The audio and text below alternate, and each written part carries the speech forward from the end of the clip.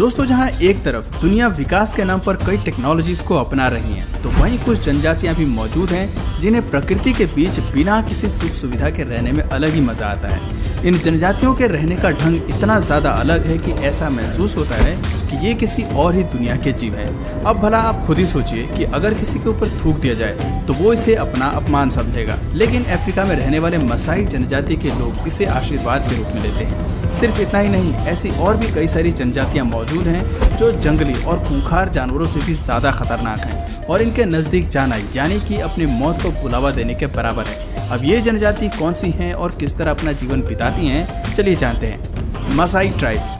सबसे पहले बात करते हैं अफ्रीका के तंजानिया में रहने वाली मसाई जनजाति के बारे में। ये जनजाति पिछले 5000 साल से पुराने तौर तरीकों के साथ ही रह रही है। यहाँ रहने वाले लोगों का मुख्य पेशा गायों को पालना है और इसी के इर्द गिर्द इनकी अर्थव्यवस्था घूमती है। लेकिन इनकी सबसे बड़ी चुनौती जंगली जानवर है, जो इनके द्वारा पाली गई गायों पर हमला करने से पीछे नहीं हटते। लेकिन मसाई जनजाति के लोग भी जानवरों से बिल्कुल कम नहीं है, जो अपनी गाय को बचाने के लिए शेर और चीते जैसे खूंखार जानवरों से लड़ जाते हैं।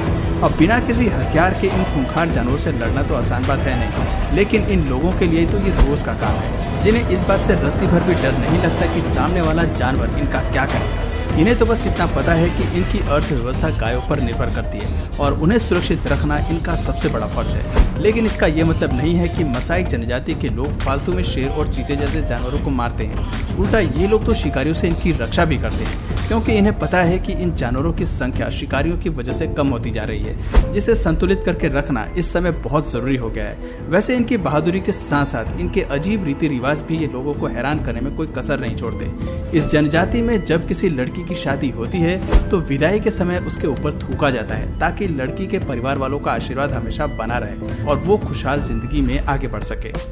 करूबू ट्राइब।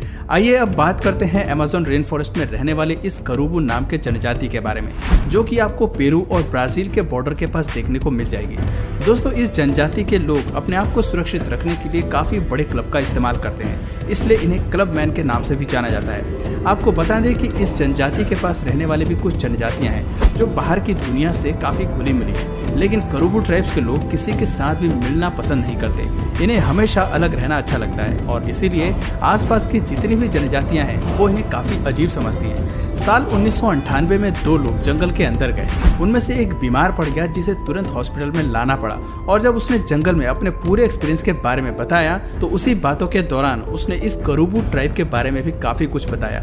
उस शख्स का कहना था कि इन लोगों को बाहर से आए लोगों के साथ घुलना मिलना बिल्कुल पसंद नहीं है और अगर ये चाहें तो सामने वाले पर हमला भी कर सकते हैं, और हमला करने के लिए ये लोग तीर धनुष और शॉटगन का इस्तेमाल करते हैं। कावाहिवा ट्राइब।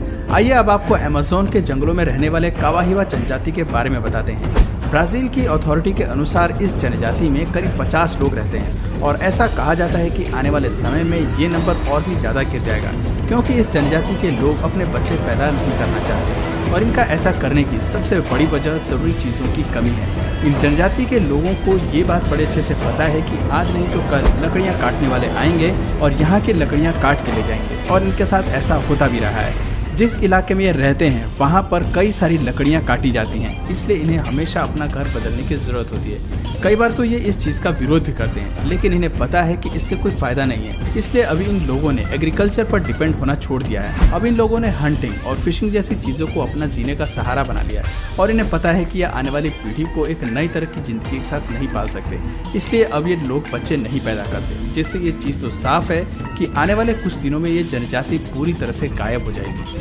आवा ट्राइब। जब अमेज़न रेन फॉरेस्ट की सबसे खतरनाक ट्राइब की बात आती है तो उसमें सबसे पहला नाम आवा ट्राइब का ही आता है। इस जनजाति के लोगों के पास अच्छी खासी जमीन है रहने के लिए और इस जनजाति में करीब 350 से भी ज़्यादा लोग रहते हैं। लेकिन सबसे बड़ी दिक्कत यह है कि इसमें से 100 से भी ज़्यादा लोग ऐसे हैं जिन्हें बाहरी दुनिया से संपर्क करना बिल्कुल भी पसंद नहीं है और ये खतरनाक भी बहुत होते हैं। लेकिन अब आपको ये बात अच्छे से पता है कि इंसान चाहे जितना भी खतरनाक क्यों ना हो, सत्ता की ताकत के आगे किसी की नहीं चलती और जंगल की दुनिया में भी कुछ ऐसा ही पॉलिटिक्स खेली जा रही है, जिसकी असल वजह यह है कि इस जगह आवा ट्राइब के लोग रहते हैं वहाँ पर काफ़ी भारी मात्रा में ज़मीन के अंदर लोहा पाया गया है, जिसे खोदकर सरकार निकालना चाहती है और इसी के चक्कर में लगातार यहाँ के पेड़ काटे जा रहे हैं और यहाँ रहने वाले आवा ट्राइब के लोगों को भगाया जा रहा है। हद तो तब हो गई जब इस जनजाति के एक शख्स ने इनके एरिया में लकड़ी काटने आए लोगों का विरोध किया तो उन लोगों ने मिलकर उसकी बहुत पिटाई करी, वो भी आंखों पर पट्टी बांधकर, क्योंकि उन्हें पता है कि ये लोग काफ़ी निडर और ताकतवर किस्म के होते हैं। हालांकि जब ये सारी बातें बाहर निकली तो फेडरल जज ने यह निर्णय लिया कि यहाँ रहने वाले जनजाति को 180 दिनों के अंदर ये जगह छोड़कर जानी होगी, पर फिर भी यहाँ रहने वाले लोग नहीं माने और लगातार विरोध करते रहे। और उनके विरोध के बावजूद लकड़ियाँ काटने का सिलसिला जारी रहा, यहाँ तक कि लोगों ने इस इलाके में आग लगानी भी शुरू कर दी ताकि यहाँ रहने वाले जनजाति डरकर भाग जाए और उनके लिए लकड़ियाँ काटना आसान हो जाए। पर ये सारी चीज़ें होने के बावजूद यहाँ रहने वाले लोग लगातार अपनी ज़मीन के लिए लड़ रहे हैं। आपको बता दें कि ये लोग बहादुर होने के साथ साथ काफ़ी क्रिएटिव हैं और इन्हें इनके रीति रिवाजों की वजह से ही जाना जाता है। करावा नाम के एक रिवाज के मुताबिक यहाँ की महिलाएं पुरुषों को तोते और किंग वल्चर्स के पंखों से सजाती हैं, जिसके बाद ये लोग तालियां बजाकर गाने गाते हैं ताकि यहाँ रहने वाले पुरुष आसमान में जाकर अपने पूर्वजों से मिल पाएं।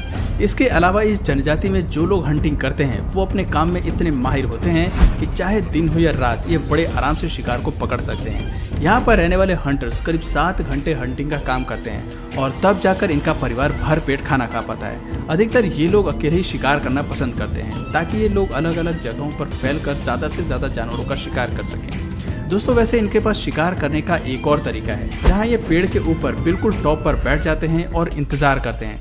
जैसे ही कोई इनके नज़दीक से आता है ये तुरंत ही पेड़ की ऊंचाई से उस पर वार करते हैं और उसे घायल कर देते हैं, जिसके बाद उसे अपने कब्जे में ले लेते हैं। आवा ट्राइब के लोग जाले का भी इस्तेमाल करते हैं ताकि ये अपने शिकार को फंसा सकें और जैसे ही इनका शिकार फंस जाता है उस पर वार करके उसे घायल कर देते हैं। शिकार पर वार करने के लिए इनके पास शॉटगन होती है जिसे ये लोग खुद ही अपने हाथों से तैयार करते हैं। दोस्तों इन जनजाति के लोगों का शिकार बड़े साइज के चूहे वगैरह होते हैं। हालांकि कभी कभी ये लोग हिरण पर भी वार करने से पीछे नहीं हटते। पर दोस्तों जैसा कि हमने आपको बताया कि ब्राज़ील की सरकार ये बिल्कुल नहीं चाहती कि इतनी बड़ी संख्या में ये जनजातियां ब्राज़ील के जंगलों पर अपना कब्जा कर लें, इसलिए 2014 में ब्राज़ील की गवर्नमेंट ने आर्मी के लोगों को पूरे हथियार सहित वहां भेजा, जिसमें बुलडोजर और हेलीकॉप्टर भी शामिल थे ताकि यहाँ रहने वाले आवा ट्राइब के लोगों को यहाँ से हटाया जा सके। इस ऑपरेशन को ब्राज़ील के सबसे बड़े ऑपरेशन के तौर पर जाना जाता है, जिसमें न सिर्फ इस जनजाति के लोगों को नुकसान हुआ बल्कि इन लोगों ने आर्मी के जवानों को भी अपने हथियारों से घायल करने में कोई कसर नहीं छोड़ी। तो दोस्तों ये थी दुनिया की कुछ ऐसी खतरनाक जनजातियाँ जो खुद तो खतरे में हैं और इसीलिए अगर मौका मिलता है तो ये दूसरों पर भी खतरा पहुँचाने में कोई कसर नहीं छोड़ती। बाकी आपका उनके बारे में क्या कहना है कमेंट करके ज़रूर बताइए। और अगर इस वीडियो से आपको कुछ नया जानने या सीखने को मिला या फिर इंटरेस्टिंग लगा तो प्लीज़ इस वीडियो को एक लाइक करके अपने फ्रेंड्स और फैमिली में से ज़रूर शेयर करें। और यदि आप इस चैनल पर नए हैं तो प्लीज़ इस चैनल को सब्सक्राइब करके बेल नोटिफिकेशन आइकन को ऑन करें ताकि हमारे आने वाले वीडियोज़ आप मिस ना करें। मिलते हैं फिर किसी वीडियो में नए टॉपिक के साथ, तब तक के लिए नमस्कार।